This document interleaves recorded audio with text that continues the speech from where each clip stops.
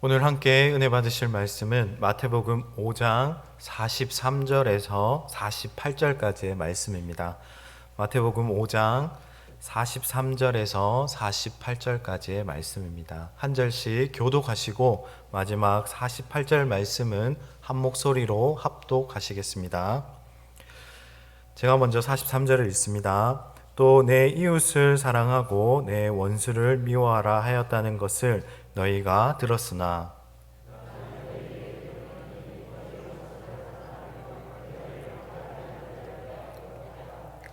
이같이 한즉 하늘에 계신 너희 아버지의 아들이 되리니 이는 하나님이 그 해를 악인과 선인에게 비추시며 비를 의로운 자와 불의한 자에게 내려 주심이라.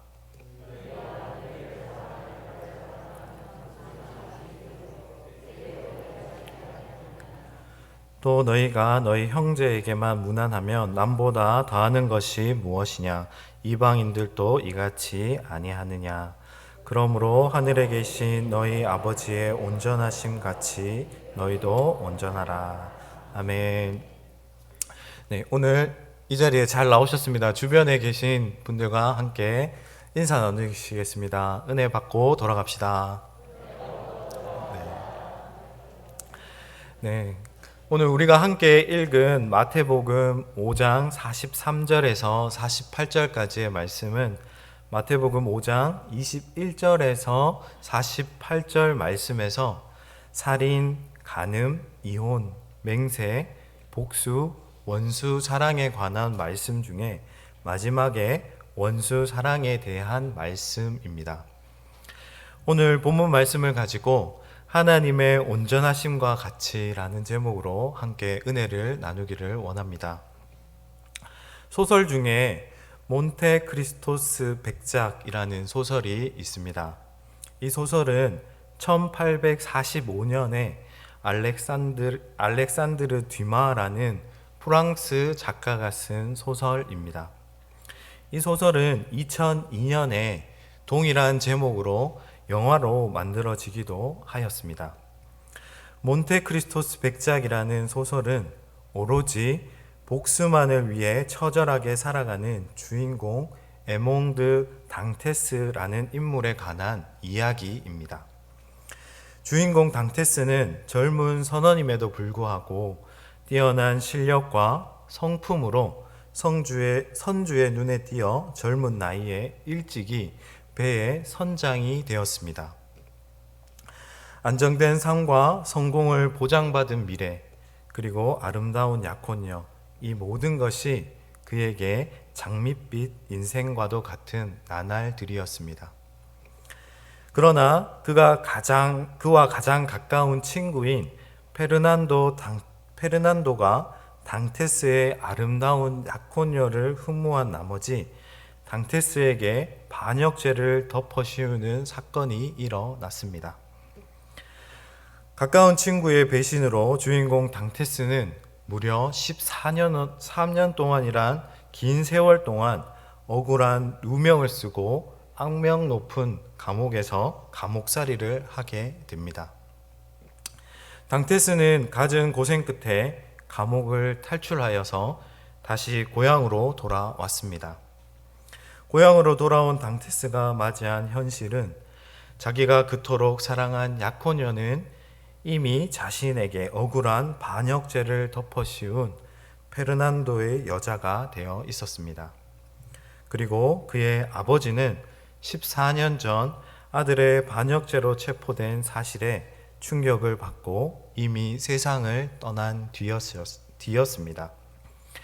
당테스에게 있어서 그의 친구였던 페르난도는 결코 용서하지 못할 원수가 되어 있었습니다. 만일 이 소설에 등장하는 주인공 당테스에게 누군가 성경책을 전해주었고 그가 오늘 우리가 함께 읽은 이 본문 말씀을 읽게 되었다면 그는 어떤 반응을 보였을까요?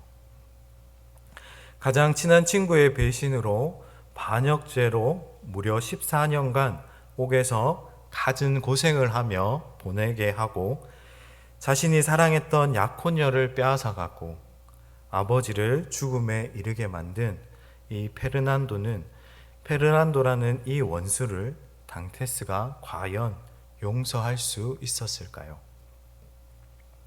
아마도 당테스는 이후로 다시는 성경책을 보지 않았을 거라 생각합니다.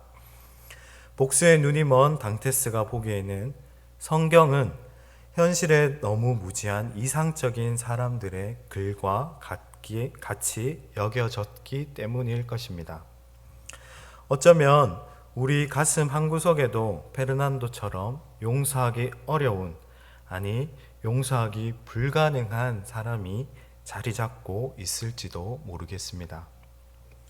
나를 배신한 사람, 나에게 상처를 준 사람, 말로 나를 험담하는 사람, 나의 뒤에서 모함하는 사람, 나를 버린 사람, 나를 떠나간 사람, 나를 미워한 사람, 나를 괴롭힌 사람. 사연이야 이루 말할 수 없을 정도로 다양하겠지만, 그러나 인생의 공통점 한 가지는 이러한 이처럼 우리의 마음을 힘들고 어렵게 하는 사람을 우리는 피할 수가 없다는 것입니다.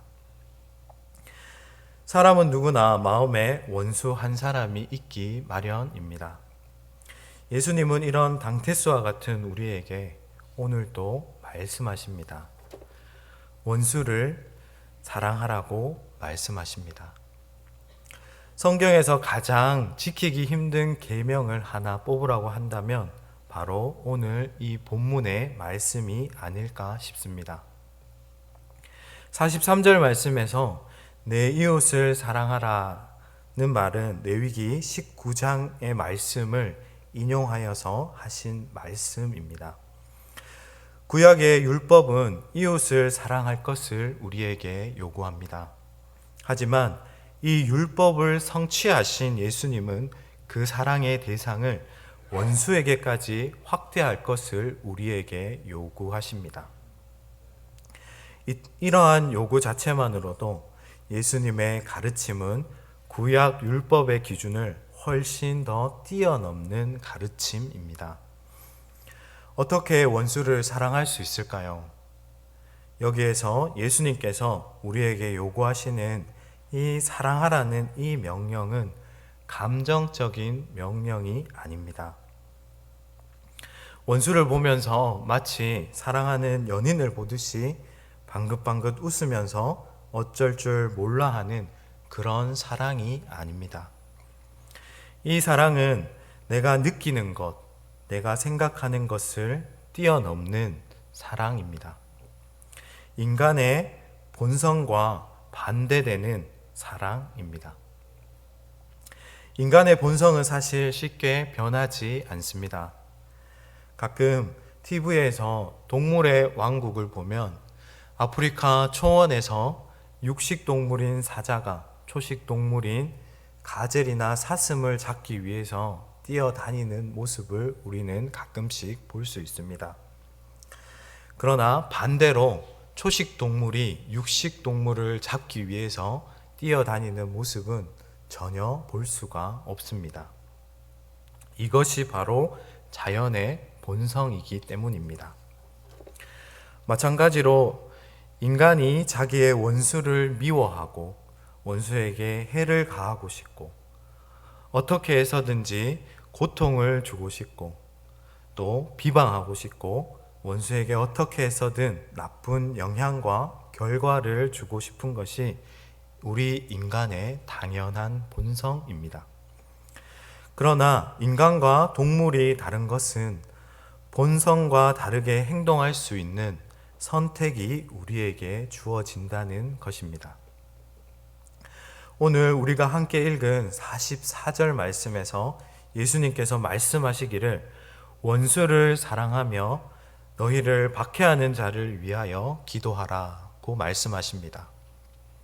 예수님께서 우리에게 부탁하신 이 사랑은 앞서 이야기하였듯이 감정적인 그런 사랑이 아니라 의지적인 선택이 있는 사랑입니다. 본성적으로 사랑할 수 없지만 의지적으로 선택적으로 사랑하라고 말씀하시는 것입니다. 의지적 선택이 있는 사랑이 말이 쉽지만 정말 어려운 사랑입니다. 해보신 분들은 아시겠지만 진심으로 원수를 사랑하는 것, 진심으로 내 마음에 미워하는 자를 위하여 기도하는 것, 그것은 정말 마치 초식 동물이 육식 동물을 잡으려 하는 것처럼 본성을 거스려야 하는 것이기 때문에 무척이나 힘들고 어려운 것입니다. 앞서 이야기했던 것처럼 소설의 주인공 에몽드 당테스가 자신에게 억울한 누명을 씌우고 사랑하는 약혼녀를 빼앗아가고 자기의 아버지를 죽게 한 원수를 어떻게 사랑할 수 있겠습니까?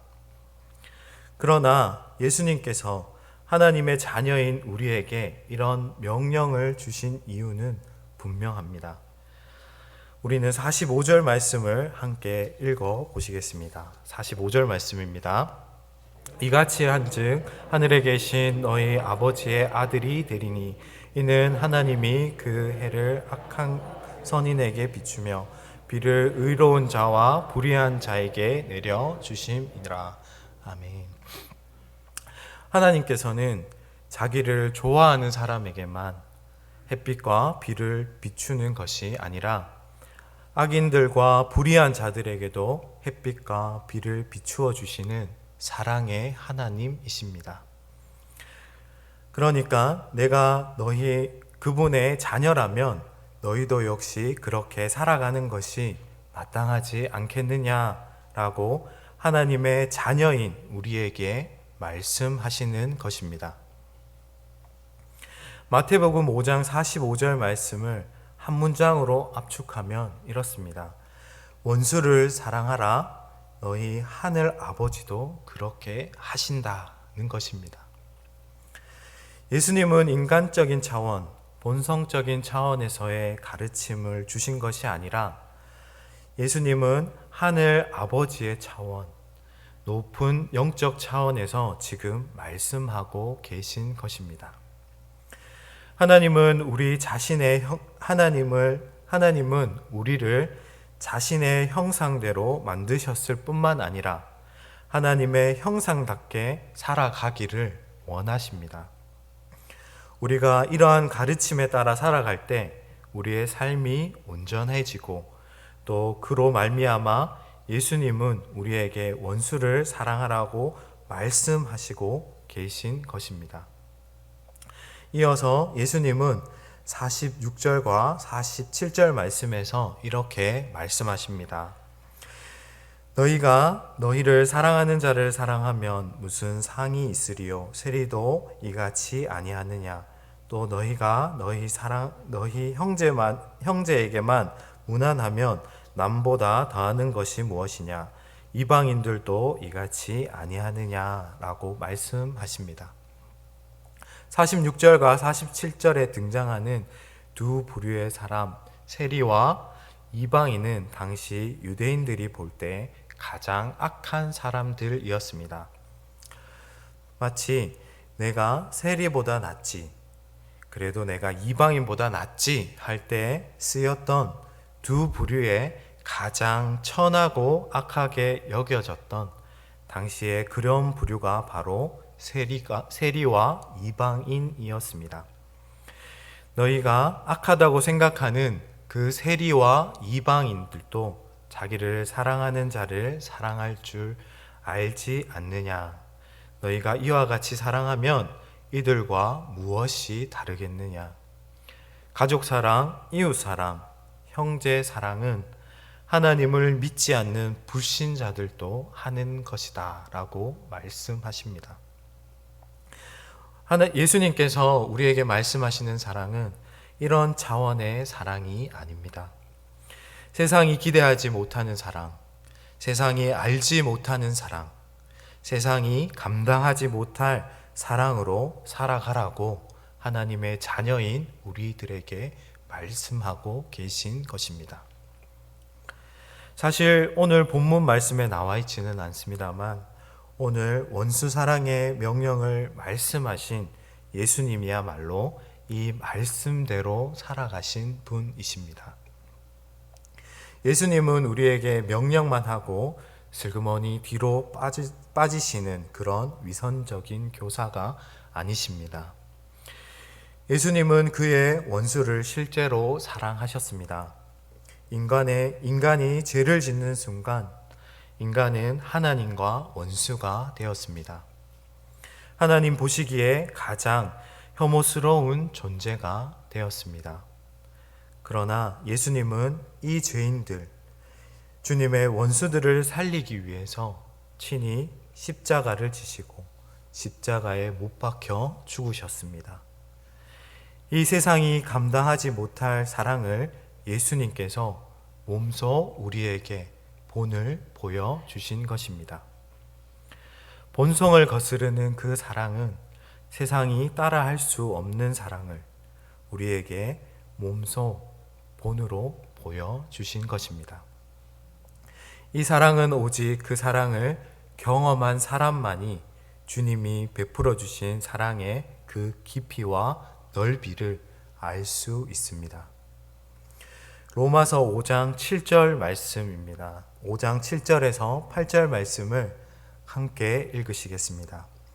의인을 위하여 죽는 자가 쉽지 않고 선인을 위하여 용감히 죽는 자가 혹 있거니와 우리가 아직 죄인 되었을 때 그리스도께서 우리를 위하여 죽으심으로 하나님께서 우리에 대한 자기의 사랑을 확증하셨느니라. 아멘. 하나님 아버지의 사랑은 원수를 위해서 자기의 하나밖에 없는 독생자 아들의 목숨까지 내어주시는 사랑이었습니다. 예수님은 몸소 이 온전한 사랑을 우리에게 베풀어 주셨습니다. 침산제일교회 성도 여러분, 오늘 우리에게 선택의 길이 눈앞에 놓여 있습니다. 서두에서 말씀드린 것처럼 소설의 주인공 당테스와 같이 복수를 위하여 살아갈 것인가, 아니면 예수님처럼 사랑과 용서의 길을 선택할 것인가, 이 두 선택의 길이 지금 우리 앞에 놓여 있습니다.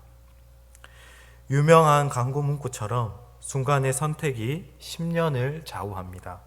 아니, 우리 순간의 선택이 10년뿐만 아니라 우리 평생을 좌우할 것입니다.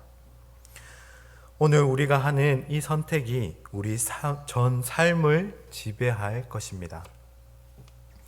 만일 우리가 소설의 주인공 당테스처럼 복수의 칼을 잡는다면 결국 그 칼이 끝은 원수가 아닌 우리를 향하여 다시 돌아올 것입니다. 그러나 복수의 칼을 내려놓고 사랑과 용서의 손을 내미는 순간 우리 인생은 우리도 알지 못하는 사이에 아름다운 꽃처럼 향기롭게 피어날 것입니다. 심산제일교회 성도 여러분, 예수님이 몸소 보여주신 이 온전한 사랑과 용서의 삶을 살아가기 위해 노력하고 힘쓰고 애쓰는 저와 우리 침산교회 모든 성도님들이 되시기를 주님의 이름으로 축복합니다.